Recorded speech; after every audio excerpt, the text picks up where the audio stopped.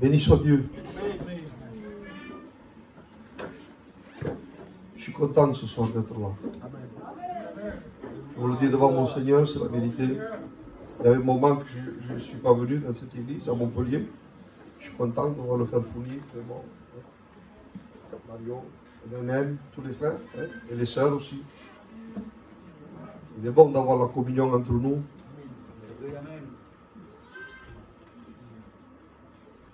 Et ce soir, je suis content, vraiment content de pouvoir prêcher la parole de Dieu. Je voudrais prier Dieu, demander la grâce de Dieu. Vous savez, on a besoin de Dieu. Hein? Parce que l'homme peut prêcher. Parce que c'est vrai, on prend un peu l'habitude de prêcher, mais s'il n'y a pas l'onction de Dieu, ça ne sert à rien, c'est des paroles. Il suffit. Moi, je voudrais simplement un mot, mais qu'il touche votre cœur. Mais pour cela, il faut prier Dieu. Nous allons demander à Dieu qu'il me bénisse, surtout qu'il se serve de moi et qu'il dispose les cœurs. Je demandais à mon frère Mario s'il veut bien prier Dieu. Te glorifions, Seigneur, parce que nous savons que tu es là. Nous savons, Seigneur, que les paroles qui va dire ton serviteur viennent de toi. Je te prie de le saisir de ton esprit. Seigneur, est en tes mains. Seigneur, rappelle-y la pensée que tu as mis dans son cœur. Bénis Jeannot pour nous, Seigneur. Donne-lui cette autorité qui vient de toi. Seigneur, dévoile-lui ce qui est caché. Donne révélation à ton serviteur. Je te prie de te glorifier, de te manifester, Seigneur. Que ton nom soit béni, glorifié, Maître. Amen. Voilà, que Dieu soit béni. Vous savez, il n'y a pas longtemps, je regardais sur Internet, parce qu'Internet nous dit tout. Hein, on pose des questions, Google, il répond à tout. Et je regardais les endroits le plus dangereux sur la terre à survivre. Et il citait 9 ou 10 endroits, si je ne me trompe pas. Et il y avait un endroit dans le Brésil, c'est une île, il se nomme l'île du Cobra. Et c'est un endroit magnifique où c'est que les touristes allaient voir, visiter, et même on faisait payer pour aller dans cette île-là. Mais il y a eu tellement de morts que les autorités du Brésil ont dû arrêter de faire visiter cette île. C'était un endroit qui figurait aussi sur Google, comme quoi c'était un endroit dangereux. Il y avait un autre endroit que je regardais, c'était en Indochine, c'était un endroit volcanique. Il disait, il y a un volcan qui fait des éruptions à 2,5 km d'hauteur. Il dit, lorsqu'il retombe, et ça arrive presque chaque année, il fait des dégâts considérables. Il dit, il y avait des dégâts. Et les hommes étaient touchés, les maisons, un peu tout. Et après, je regardais, il y avait un autre endroit en Russie aussi. Il dit, dans cet endroit, les hommes ne peuvent pas y aller. Il dit, lorsqu'ils vont là-bas, de suite, ils font de la fièvre, ils font des vertiges et des malaises et ils meurent. Et après, il y avait un endroit aussi qui se nommait la vallée de la mort. Et c'est un désert. Et il disait, dans ce désert, il fait 57 degrés. Il disait, le commentaire disait, le plus fort d'entre nous ne vivrait pas longtemps. Mais malgré tous ces endroits qu'il citait, sans vouloir citer tous les endroits, il disait, le commentaire disait, si on se perd dans une île volcanique, eh bien il dit, sur les rochers on peut faire des marques pour se repérer, pour essayer de survivre. Et dans les forêts aussi. Mais il dit, pour moi, il disait le commentaire, pour moi, le plus dangereux, ou ce que l'homme ne peut pas vivre, il dit, c'est le désert. Parce que le désert, il n'y a rien, il n'y a que néant. Et ceci me faisait penser aux choses de Dieu. Je disais, et spirituellement, au désert, c'est le dernier endroit où l'homme ou la femme voudrait aller. Au désert, lorsque un chrétien, une chrétienne se trouve au désert, c'est parce qu'il n'y a plus de solution. Au désert, on n'y va pas parce que c'est par plaisir. Au désert, si on y va, c'est par obligation. Et lorsqu'on se trouve au désert, on est désemparé et on est là brisé. Et ce soir, vous savez, je n'ai pas l'habitude de faire ça, moi, de donner un thème à mon message. Mais je l'ai fait pour ce message. Et le thème de mon message, c'est celui-ci. Au désert, il y a de l'eau. Au désert, il y a de l'eau. Alléluia. Et je voudrais lire la parole de Dieu. Dans Genèse 16, verset 7, c'est une histoire de la Bible. Genèse 16, 7. Genèse 16, 16, oui, verset 7. Et je ne le lis pas entier. Je lis. Ils disent ainsi. Agar s'enfuit loin.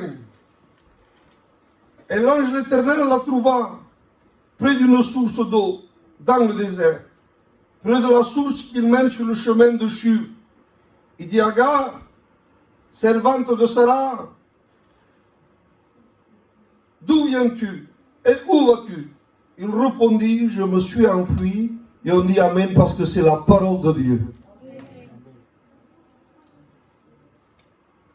Et moi je me posais la question.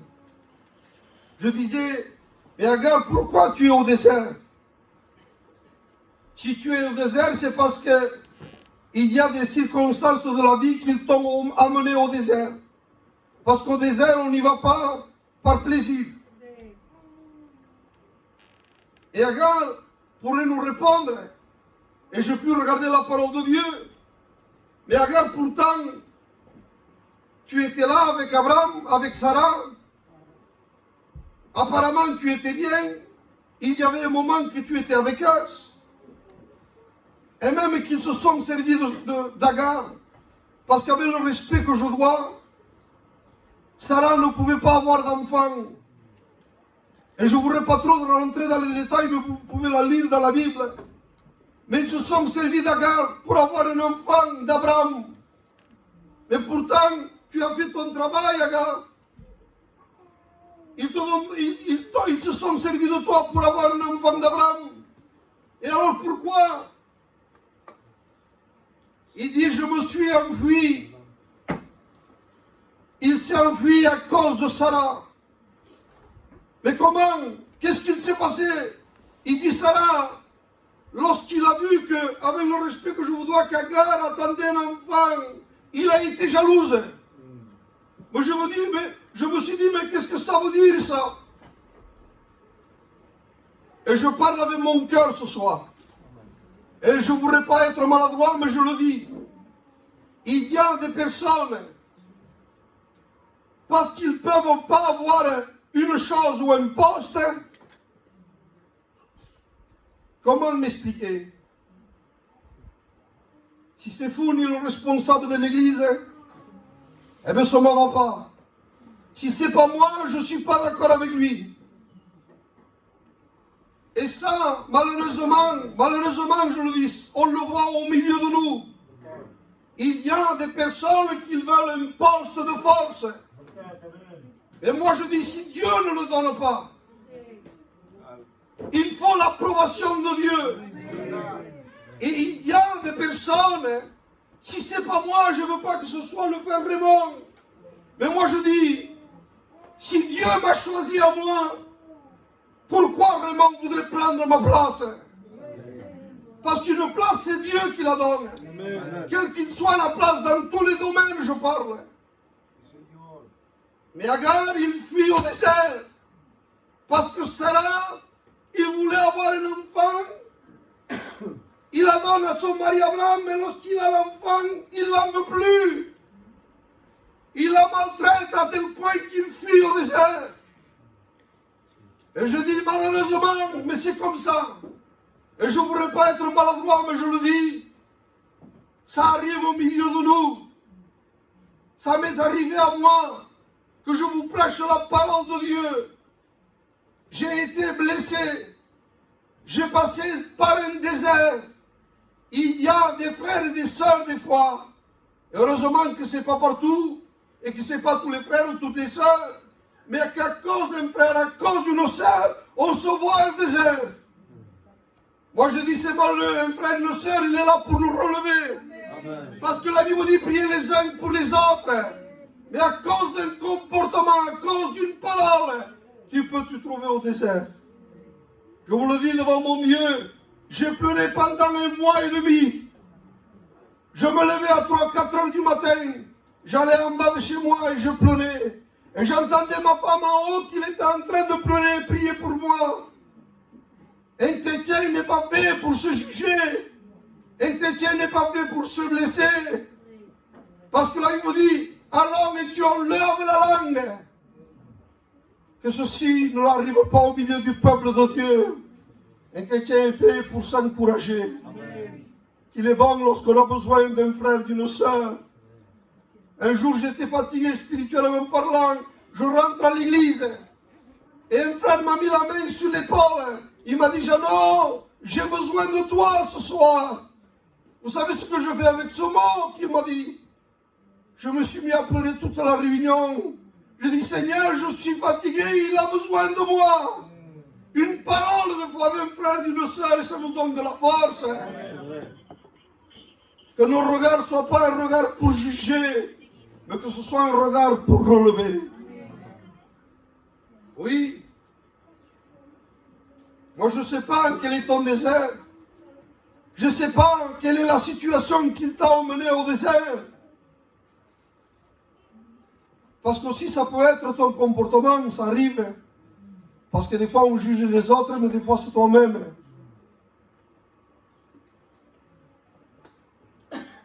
Un jour,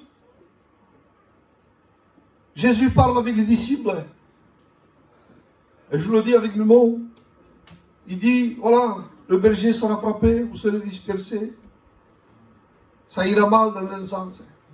Peut-être il y en a qui m'abandonneront. Dans un sens, je le dis avec mes mots. Et Pierre, l'apôtre de Jésus, il dit, écoute, même si c'est une occasion de chute pour chacun, moi, je ne t'abandonnerai jamais. À vouloir dire, c'est moi Pierre. Ça, c'est le comportement de Pierre qui l'amène au désert. Mais la Bible dit que Jésus dit, écoute Pierre, avant que le coq chante, tu vas me renier 3 fois. Et l'histoire nous dit que des gens vont reconnaître Pierre à un certain moment. Il dit, toi aussi, tu étais avec Jésus. Il dit, non. Et même, je pense que c'était à la 2e ou la 3e fois, il va jurer par des serments en disant, je ne connais pas cet homme. Et la Bible dit, le coq chanta. Des fois, notre comportement nous amène au désert. Ce n'est pas la faute à l'autre. C'est la faute à nous, à notre comportement. Et si on regarde la parole de Dieu, on entend presque plus parler de Pierre. Parce que Pierre est dans un désert. Ça arrive de se voir dans le désert. À travers notre comportement. Et Pierre, on n'entend presque plus parler de lui. Et je disais un jour, moi j'ai trouvé une anomalie. Qu'à la croix, parce que Pierre était toujours le premier. Lorsqu'il dit, allez préparer la Pâque chez un tel, lorsqu'on fait la lecture de la Sainte Seine, qui c'est qu'il y a? Ce n'est pas tous les disciples qui vont, hein? C'est Pierre et quelques-uns. Lorsqu'il dit, à la transfiguration, venez avec moi, ce n'est pas tous les disciples, c'est Pierre et quelques-uns. Pierre, il est toujours le premier. C'est toujours le premier. Lorsque Jésus prie, lorsqu'il est à Gethsémane, ce n'est pas tous les disciples qui vont avec lui dans l'écart. Il y a les disciples, il dit, venez avec moi. Qui c'est qui prend? Pierre et quelques-uns. Pierre, il était toujours là. Mais c'est une anomalie que Pierre à la croix n'y est pas. Puisqu'il était toujours le premier. Vous savez pourquoi il n'y est pas? Parce qu'il ne se sent plus concerné par l'œuvre. Parce qu'il est au désert. Parce qu'il ne se sent plus chrétien. Et regardez, j'avais dit ça. Lorsque Marthe et Marie vont au tombeau que Jésus est mort, elle lui dit, il y a un jardinier, mais ce jardinier c'était Jésus. Il dit, Marthe, Marie, allez dire aux disciples que je suis ressuscité et que je les attends en Galilée. Je pose la question, moi. Pierre c'était un disciple, c'est ça? Je ne me trompe pas. Il dit, allez dire aux disciples que je suis ressuscité et que je les attends en Galilée. Moi je dis, si le jardinier qui était Jésus s'arrêtait là, Pierre n'aurait pas été. Parce que Pierre ne se sentait plus concerné, il passait par le désert. Mais vous savez que Dieu, c'est la parole qu'il faut. Amen. Des fois, il faut une parole chirurgicale. Des fois, il faut une parole universelle. Mais des fois, il faut une parole précise pour te relever. Amen. Il dit, dis aux disciples, il rajoute, et dis à Pierre. Amen.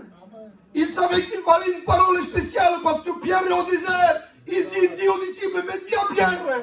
Que je l'attends lui aussi. Et vous me permettez, je me suis fait une scène, moi. La dernière fois, je me suis fait une scène et je me suis mis à pleurer lorsque je voyais cette scène. Parce que à cette époque-là, à ce jour-là, tout le monde parlait de l'événement.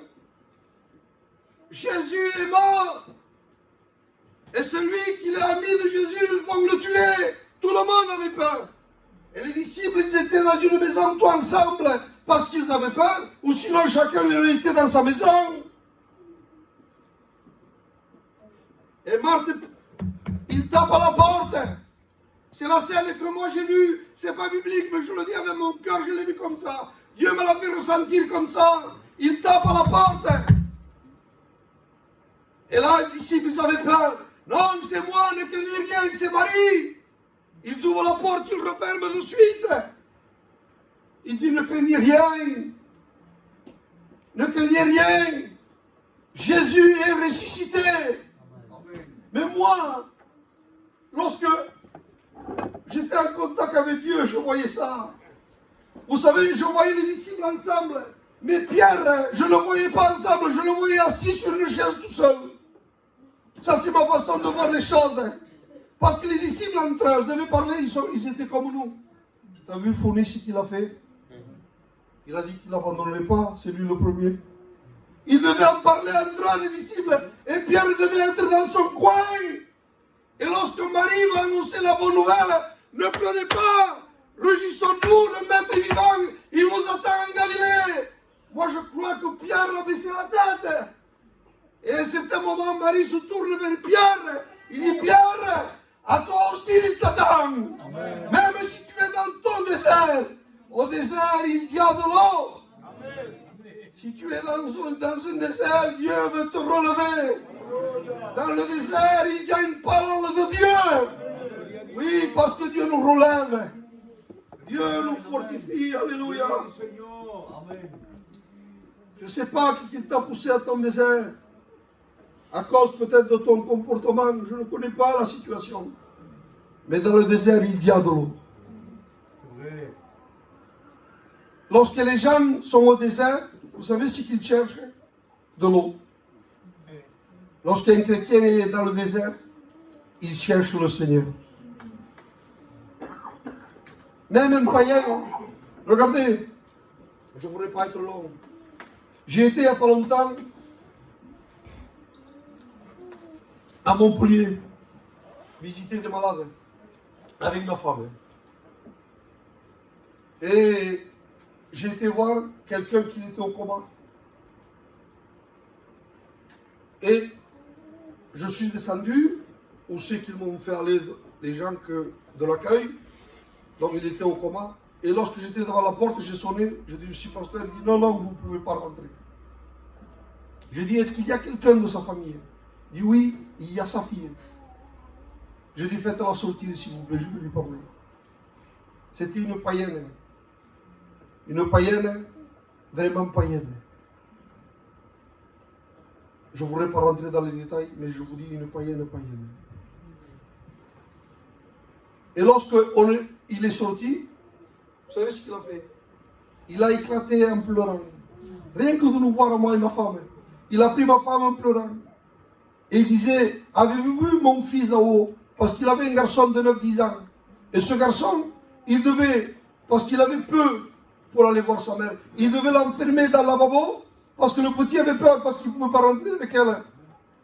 Mais je dis, pourquoi tu laisses ton fils comme ça? Je dis, même si tu as 3 quarts d'heure, tu passes un quart d'heure avec ta mère, il dit non. Tu sais ce que je fais, Jeannot? je lui chante des cantiques. C'était une païenne.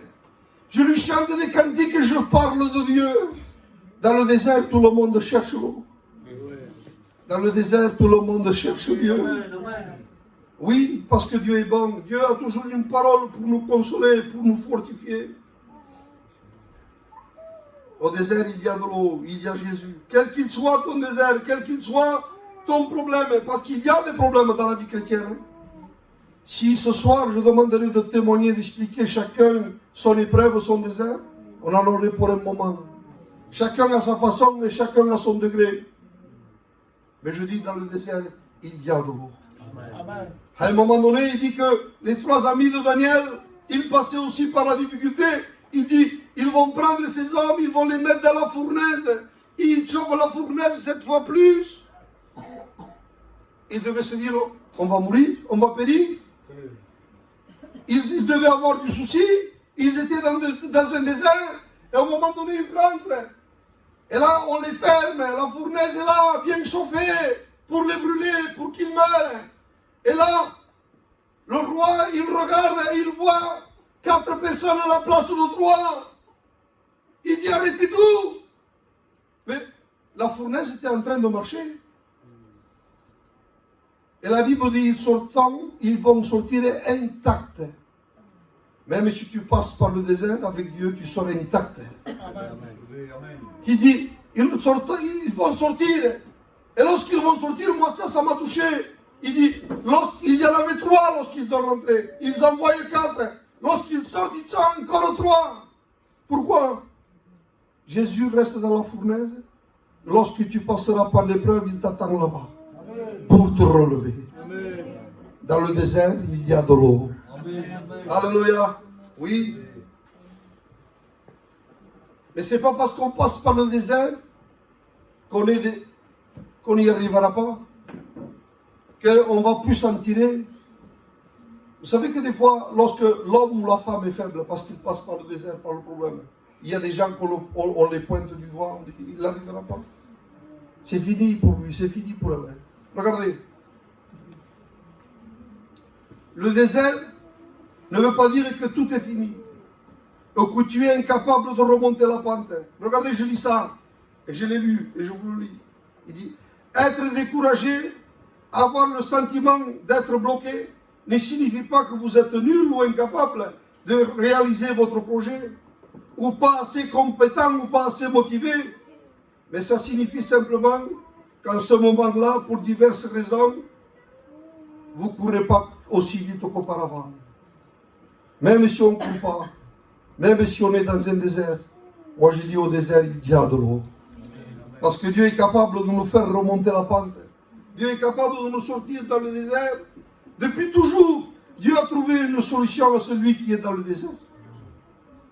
Jamais Dieu a laissé un chrétien, une chrétienne dans le désert. Depuis toujours, si on regarde dans la Bible, depuis l'Ancien Testament jusqu'au Nouveau, qu'est-ce qu'il nous dit Élie? Élie était au désert. Il dit, ça n'est assez. Il demande la mort. Il dit, je ne suis pas meilleur que mes pères. Et il demande la mort. Qu'est-ce qu'il dit? Il dit, il vient un ange. Il lui dit, mange et bois. Il amène de l'eau, une cruche d'eau. Dans le désert, il y a de l'eau. Il dit, mange et bois. Et Élie s'endort. Il dit, non, Élie mange, parce que le chemin est long. Moi, je dis que dans le désert, il y a de l'eau. Si on regarde la parole de Dieu, depuis le commencement jusqu'à la fin, lorsque Daniel est à la fosse au lion, c'est un désert, la fosse au lion, il n'y a plus de solution dans une fosse. Il dit, Dieu envoya un ange, il ferma la gueule du lion. Si on regarde toute la parole de Dieu, lorsque Jérémie est à la citerne, il dit, un homme il y va, et il lance une corde. Au désert, il y a de l'eau. Lorsque Paul et Silas, ils sont en prison, parce que Paul a souffert. Il a reçu de coups, de fouet. Il était en danger de mort. Il a eu faim. Il a eu soif. Il a passé par toutes les tribulations. Et on dirait que je vois Paul, l'apôtre Paul, lorsqu'il est en prison avec Silas, il devait s'approcher à un moment donné, en voulant dire Silas, écoute, et Silas devait se dire, mais qu'est-ce qu'il veut encore, Paul? Il voit que c'est fini pour nous. Avec tout ce qu'il a passé, et là on est en prison, on ne sortira jamais. Et là on dirait que je ne vois pas l'écoute de Silas, Parce que Silas, il était plus jeune. Écoute-moi. On va chanter des cantiques à Dieu. On va adorer Dieu. Et lorsqu'ils adorent Dieu, il dit, les portes de la prison, ils vont s'ouvrir. Dans le désert, il y a de l'eau. Si on regarde toute la parole de Dieu, lorsque la veuve Naïm porte son fils en terre, il rencontre l'eau qui vient du ciel. Il dit, ne pleure plus. Et il ressuscite. Moi je dis, même si tu passes par un désert, au désert il y a de l'eau, il y a Jésus. Moi je dis qu'il peut te relever ce soir. Regardez ce qu'il dit Isaïe, je serai plus long. Il dit, je mettrai un chemin dans le désert et des flots d'eau vive couleront. Et au psaume dira, il changera le désert en étang et les terres arides en source d'eau. Moi ce que je peux te dire ce soir, ne crains rien. Même si ton désert est redoutable, même si tu es là fatigué, découragé, que tu te dis j'en peux plus, un peu comme Élie, qui demandait la mort. Il y a eu des hommes qui pourraient nous donner des conseils, des hommes de Dieu. Si on s'adressait à cet homme, David, l'homme selon le cœur de Dieu, David, est-ce que tu pourrais nous donner un conseil? Vous savez ce qu'il ferait? Il nous lirait au psaume 23. Lorsque je marche dans la vallée de l'ombre de la mort, je ne crains aucun mal, car toi tu es avec moi. Même dans la vallée de l'ombre de la mort, même dans le désert, Dieu est avec nous. Parce que Dieu est toujours près de nous. Un jour, et je dis ça comme ça, j'avais mon père, il était à la fin. Vous savez ce qu'il faisait? Parce qu'il passait son désert, puisqu'il était à la fin.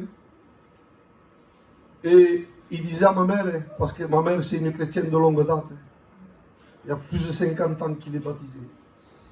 Et mon père, il avait été pasteur dans l'époque à Montpellier. Avec Bourdon, non, on l'appelait? C'est ça. Et lorsque mon père était fatigué, qu'il attendait, il disait, lis-moi au psaume 23. Et ma mère prenait la Bible, il disait, lorsque je marche dans la vallée de l'ombre de la mort, je ne crains aucun mal, car toi tu es avec moi. Et mon père reprenait des forces. Même dans le désert, il y a ce soutien qui vient de Dieu. Moi je dis, il ne faut pas se faire du souci, même si on passe par le désert, Dieu est avec nous. Quel qu'il soit notre désert, quel qu'il soit. Moi je dis, c'est difficile, mais on va y arriver, le franchir. Docteur Nom dira, nous avons parcouru cet effroyable désert, mais il dit, nous l'avons parcouru entièrement. Moi je dis qu'avec Dieu, tu vas y arriver. Amen. Même si tu souffres, c'est vrai qu'on souffre sur cette terre. C'est vrai qu'il y a des difficultés, il y a des combats. Et dans les combats, il reste des marques, c'est vrai. C'est vrai qu'il y a des marques, des combats. Mais c'est normal. La Bible dit, combattez le bon combat de la foi. C'est normal, on combat. Si on combat, il y a un ennemi. On ne combat pas tout seul. Et l'ennemi, des fois, il laisse des marques, il laisse des traces. Un jour, une sœur, je pense, il a fait un son, je vous le dis comme je l'ai écouté. Il dit, et j'écoute ce témoignage, il dit, j'ai vu, à la fin, il dit, il y avait deux hommes qui se présentaient devant Dieu. Il dit, il y en avait un avec une cuirasse, un bouclier, un casque, une épée, des chaussures, mais il était tout neuf, il brillait. Il dit, il se présente devant Dieu, mais il dit, il y en avait un qui n'était plus en arrière, en retrait. Il dit, son casque était fendu, son bouclier avait des coups, il était usé, et comme s'il avait honte de s'approcher parce qu'il était usé. Ils se sont approchés tous les deux, et lorsqu'il regarde, il regarde celui qui était tout neuf, il dit, rentre bon et fidèle serviteur. Mais lui, il va croire même pour moi qu'il a pris de coups, que mon bouclier est plein de coups. Il dit, rentre, tu as souffert, tu as combattu le combat, rentre dans la joie de ton maître. Même si on passe par le combat, même si on passe par la difficulté, même si on vit en désert, moi je dis qu'au désert il y a de l'eau. J'aime ce texte et je termine. Cantique, des Cantiques 8, verset 5. Qui est celle qui monte du désert? Il monte du désert, appuyé sur son bien-aimé. Ça c'est l'Église. Et le bien-aimé c'est Jésus. Moi je dis ce soir, tu peux t'appuyer sur lui. Même si on passe par des déserts, on peut s'appuyer sur lui. Oui, prenez mon joug car mon joug est léger.